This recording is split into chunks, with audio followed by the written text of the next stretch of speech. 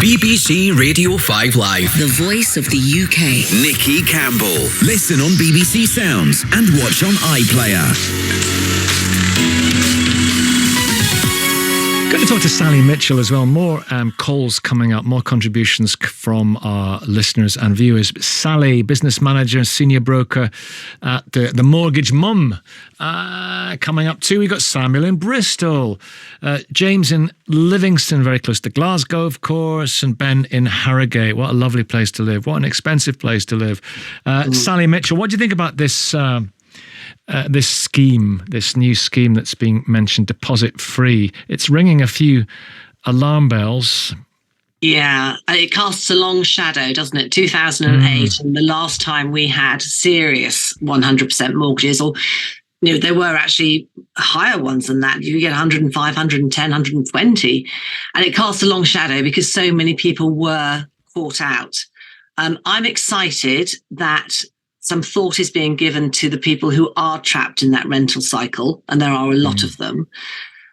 In the practical sense, how many of those is this scheme going to actually help? I'm not sure, because as I think you've alluded to previously, the different average house prices across the country are so different, so very, very different.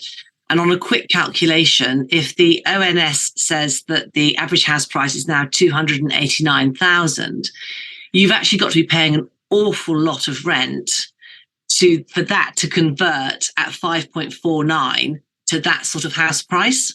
Because this is predicated on the rent that you can afford, this scheme. That's right. Yeah. They say that you won't pay any more in your mortgage payment than the average of your last 6 months' monthly rent.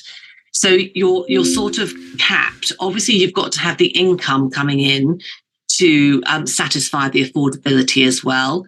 Your loan to income is capped at 4.49 times. So you've got to be earning well.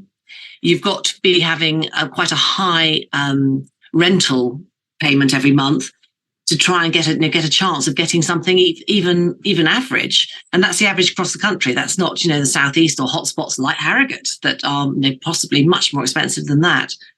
So we'll see. We will. Just to remind ourselves, and you mentioned this, the most notorious 100% plus mortgage was Northern Rock. We say the words Northern Rock and we shiver.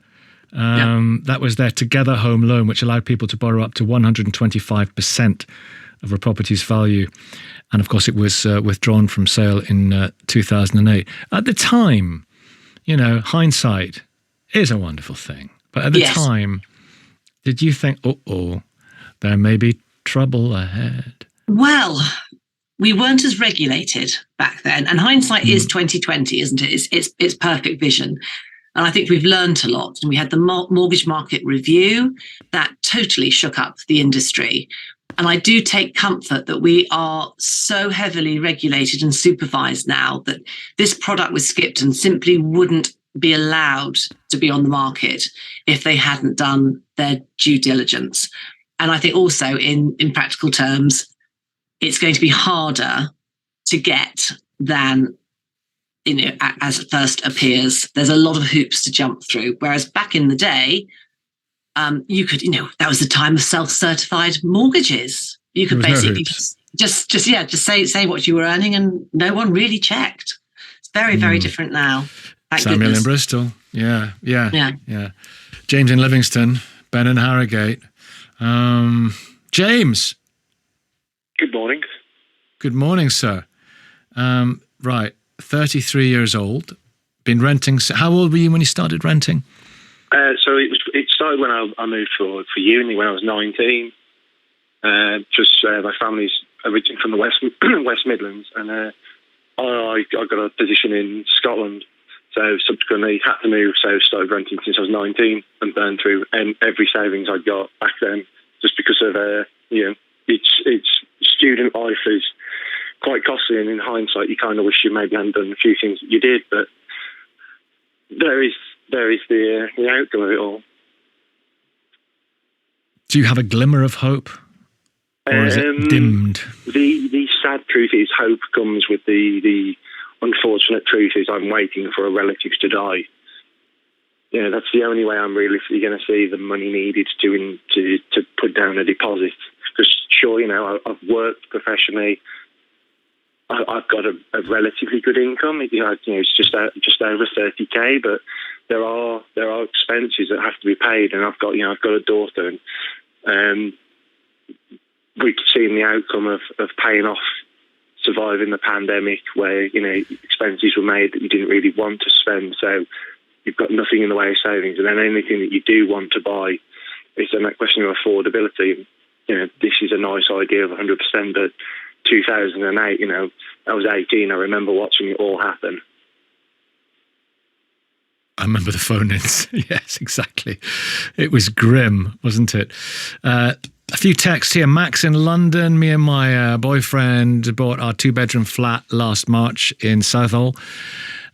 We were only able to do this due to money being gifted from my partner's grandmother. Yeah, there we are. Yeah, and we're taking advantage of the 40% help to buy scheme. Our previous rental place was $1,700 per month, whereas our current mortgage payments are only $850. It seems criminal to me that those who've paid extortionate rents for so long have no opportunity of buying a place, especially when they've shown they are financially stable enough to do so. The new Skipton mortgage scheme sounds like a great idea to me. And this text, this whole issue is more complicated than is coming across. I'm not sure it's as simple as to say move up north because it's cheaper. If you look at affordability opposed to house prices, there are the same issues in Leeds as in London. I also have an issue with rent versus buying. Don't forget the other costs. If you buy, you have to fix the boiler, the leaking toilet. Michael in Leeds says that quite properly and astutely. Another one. Can't afford to buy a house on my own in an area close to my parents. Cannot rely on any support funds from parents. Renting on my salary is crippling. Stuck in limbo. Still to buy a house unless I live over 2 hours from work in the London area. That's Naveen in West London. And if you live 2 hours from work, what a grind life can be as well. And if you can't get a bit of WFH in there. Ben in Harrogate. Ben, what a beautiful place. Yeah. What an expensive place, Ben. Very much so. It's very expensive. It's not even just the house prices here, the renting prices, it's the cost of everything. I went to Doncaster a few months ago, and I was surprised that I'd managed to spend less than £20 on a lunch, which says a lot. So even trying to keep yourself entertained is becoming more and more expensive. To be honest, for a long time, up until I've heard about this today, buying a house was pretty much written off for the rest of my life. I come from a working class background, and there have been other homeowners in my family. My parents, they used to own our house. My dad's a painter and decorator. My mum at the time was a shop assistant, so that was kind of like a victory story. They were able to buy their own house. And then the financial crash came when I was 8 and we had to sell it. And we've since been renting. And, quite often when we've looked at mortgages again as a family, it's been cheaper to pay a mortgage. I mean, I don't know if it's the same today. This was about a year ago we were looking, but it was cheaper to get a mortgage than it was rent. But for me, I mean, I'm 23. I still live at home with my parents. The only time that I haven't lived at home with my parents was for a year and a half while I was at university. So it's hard because it's given a glimmer of hope for me, as this new scheme, but it does something to your soul, I suppose. As a child, when you think of what your future is going to be, you think you're going to get married, you're going to have children, you're going to buy a home, you're going to grow old and retire, and then you've got the security of that home. And then kind of as I've gone through my teenage years and gone on to being in my early 20s, I kind of came to the conclusion that buying a house, particularly where I live in Harrogate, is almost impossible.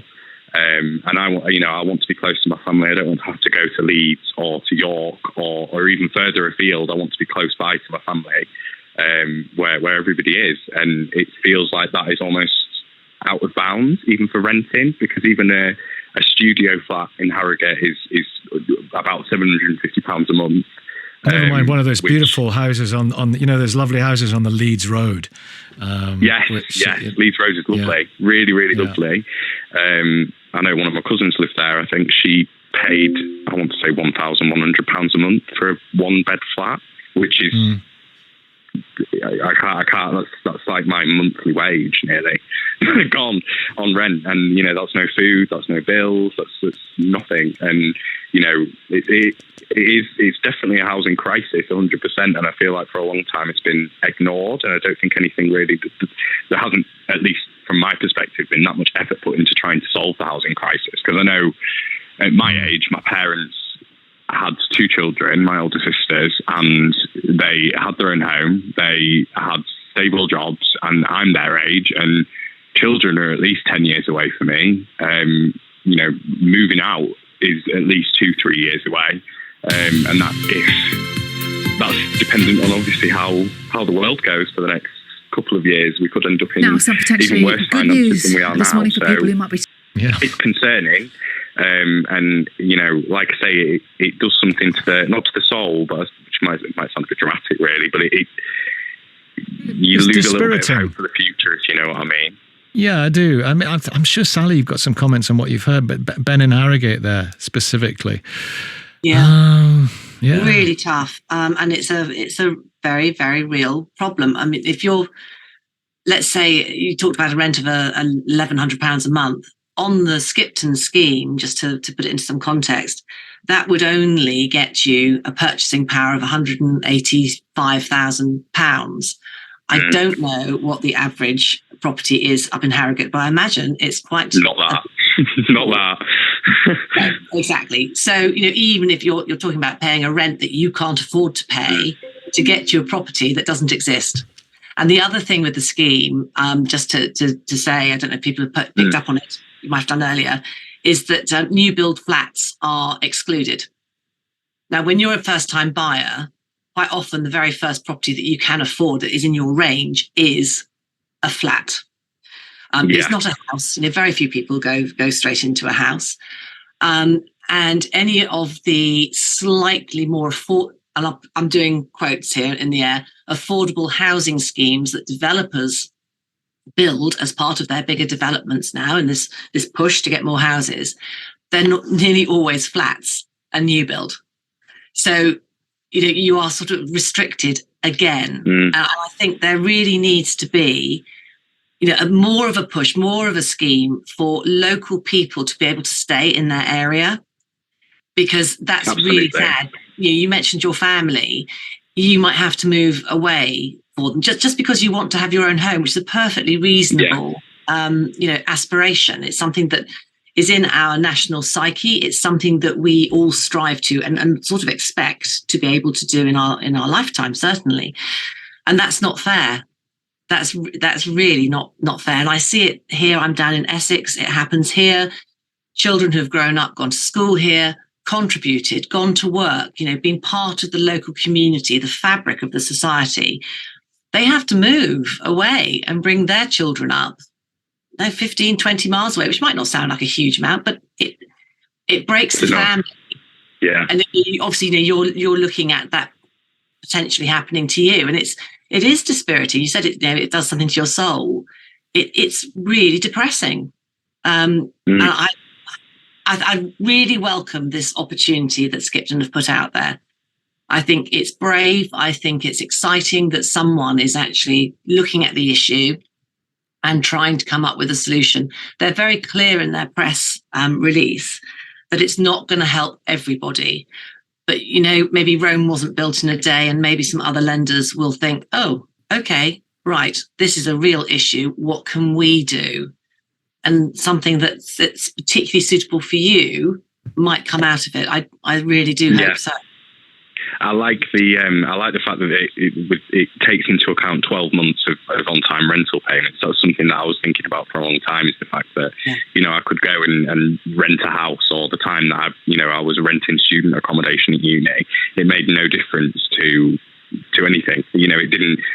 I always kind of thought, well, it should show that you can pay these things and you can pay for somewhere to live, and there should be some kind of register where, it says Ben has paid 12 months rent in this property to this person, and then 3 months rent to this person, and then it didn't make you almost like a credit check, if you know what I mean, where it kind of proved that you were responsible and able to make these payments, which, like I said before, often ended up being more than what the mortgage on that property would be. And with it in our current house, we pay more in rent to our landlord than we would if we bought the house, and more than we would in a mortgage. And yeah, like I say, it's not crushing to the soul. And, you know, I always have hope for the future, because you don't know what's going to happen. But it, like you said, it's nice to see that somebody is kind of getting the ball rolling and trying to do something about this, because for a lot, you know, I'm sure I'm not the only young person. I can't hope for any inheritance from any of my family members. I can't rely on that, and I certainly couldn't expect my parents to fork out thousands of pounds for a deposit, because they just simply wouldn't be able to afford it. Sally, let me dive into. I appreciate people. Sorry. I was just going to say, I just want to get another couple in. You've been superb. Sally, can I dive into the well of the poisonous well of cynicism? It's not going to. It's when it comes to Skipton, it's not going to help. It's going to help a tiny amount of people, frankly, from what we're hearing this morning in practical terms. Is it all about getting their name on the news? I can't speak for them. I would hope not. I don't think so. They have, as all lenders do, they have a real responsibility to their customers and to the market. They are highly supervised, highly regulated, and it's part of their remit to provide the right products for the issues. Okay. So that is a very, very strong part of their principles. I unreservedly apologise. The devil on my shoulder. No, that's fine. But, you know, it's good news on a Tuesday morning, isn't it? Well, it's Skipton's going to be on everybody's lips today. Yeah, they are, aren't they? Lucy in Stockport. Hello, Lucy. Hi there. Hi. Where are you? Well, I know where you are, but where are you in all this? Well, it's an interesting theory, I think, the no deposit mortgages. But I think for a lot of us, it's a dream that died a long time ago. I've been renting, and my husband's been renting since our early 20s. And I've seen how rent has driven itself up exponentially. You know, we live in a 2-up-2-down terrace in Stockport, which obviously is up and coming. It's quite close to Manchester City Centre.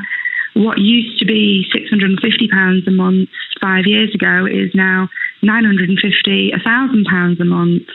And there are no regulations, no end in sight for these rents to keep going up and up and up. And my husband's a bus driver, I'm a medical secretary. We earn a fair living, but because our wages are so swallowed up by the rent, the cost of living, we have no way to save. And it means that come September, when our rental agreement ends, because we cannot afford to just go and get another place with a deposit, with the price of rent, we will end up potentially homeless. And of course, because there's not very many council places anymore, there's apparently around 6,000 people waiting on our council list, it will be very, very difficult. Oh, it's you know, we've got. It's I know that you said, Sally, it's sort of kind of good news on a Tuesday morning, but there's so many negatives in all of this. How do you feel, Charlotte, Lucy, Charlotte's coming in a sec. How do you feel, Lucy, when you hear about this scheme, this dream? As you say, it's a dream, isn't it? For some of us, it's a dream that died. I mean, we're only in our mid-30s, but the idea of then getting a 25, 30-year mortgage, that pushes up into our 60s, 70s. And it's kind of that payoff of, do you buy a house and spend all of your money on that house because you've not put a deposit on it, you're having to pay more, if you like, for those 30 years, or do you keep that money and have a life? And, you know, it's a discussion that myself and my husband have quite a lot. And for us, you know, with all the hoops that you would then have to jump through, because you're not putting a mortgage down, a deposit down, because you are completely beholden to that company, it's good, but for me, I just think it would be too risky. I know. Just to throw a memory in for everybody, the referendum campaign. I remember the Stay campaign was very highly criticised for lacking in passion, and of course George Osborne at one stage during it, I remember him saying, "Oh, if we leave the European Union, house prices will fall." And of course, lots of people said, "Great." And Charlotte, Nottingham. Hi. This is a positive. It counters my appalling cynicism about the Skipton announcing all this stuff. You think it's great news? Tell us more. Enthuse. Feel free. Yeah, it is. For me, it could potentially be great news, but like Lucy, I'm extremely wary of all the hoops we're going to have to jump through. I, like her, I'm in my mid-30s. I'm earning more than I've ever earned. But I'm stuck in renting because I haven't got the capacity to save for a deposit at the moment. Can I be again nosy and ask a sort of ballpark what you're earning? It's quite instructive when we're thinking about. You don't have to. You don't have to. I'm earning 35 grand a year. So I'm earning it's the same as those nurses that apparently shouldn't be going to food banks, according to some. And I'm stretched like beyond belief with what I'm paying in rent and council tax and such like. And a house came up for sale locally for me a few months ago, and I looked at it and worked out I'd be able to pay that off in less than 20 years if I was paying the same in a mortgage that I am for rent right now, which was a bit galling because I am basically paying a mortgage. I just don't. It's not mine. Yes, it's very well put, that, isn't it, Sally? Yeah, you're paying someone else's mortgage. Yeah. Yeah. But as you know, 35,000 is decent in Nottingham, and yet it's still a dream, which very possibly won't come true. That's where we are, Sally. I mean, it's extra. My generation, we were so lucky, or maybe to put another way, this generation and others are so unlucky, Sally. Yeah, they're really reaping the lack of benefit of a social program that just has not carried on. We lost so much social housing, and it just hasn't been replaced. So private landlords have come into that sector. It's a massive market. And of course, those very landlords are now being squeezed because of the interest rates. So they're putting their rents up. They have to cover their costs. They say that thousands and thousands of private landlords will exit the market in the next year, are planning to do so because they just can't make any money. So that will put a squeeze on the rental market. Rents will increase because there's less supply. We're going to see the death of the dinner party landlord is sort of gone. It's a really difficult. It's much bigger than just get a product to help people who haven't got enough deposit. What's a dinner party landlord? Sorry, dinner party landlord. What's that? Sorry, that's a terrible thing to say.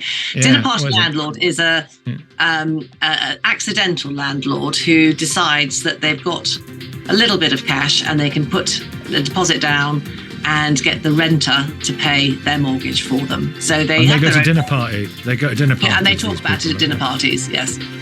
Do they? Yeah. Well, we'll have more dinner party issues tomorrow. All the stuff that we talk about is spoken about not just at dinner parties, but at bus stops, you name it. Have a great day.